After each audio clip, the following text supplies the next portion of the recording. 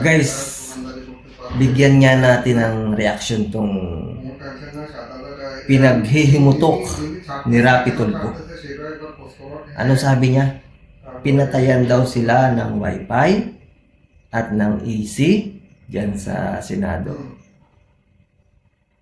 In-explain na po ni SP Cayetano yan na nag-trip yung something dyan sa Senado. Kaya namatay ang EC at ang wifi. Once na nag-trip po ang kuryente, mamamatay po talaga ang EC niyan at saka wifi.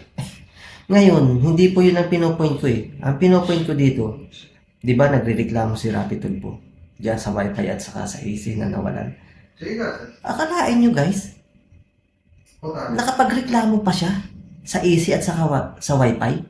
Samantalang dito sa nakawan sa flood control at sa kabi-kabilang nakawan, hindi siya nakakapagreklamo o wala tayong naririnig. Galing sa bunganga niya, galing mismo sa bunganga niya na nirereklamo niya at dismayado siya sa mga nakawan na nangyayari, lalo na dito sa flood control. Di ba wala? Ngayon sa EC at saka sa wifi, di ba dito niyo makikita ang taong walang direksyon. Kumbaga walang direksyon yung kanyang panunungkulan bilang senador. So, pag ikaw trabahante ng gobyerno, dapat sa mga mamamayang Pilipino ka. 'Di ba? Eh hindi, 'di ba?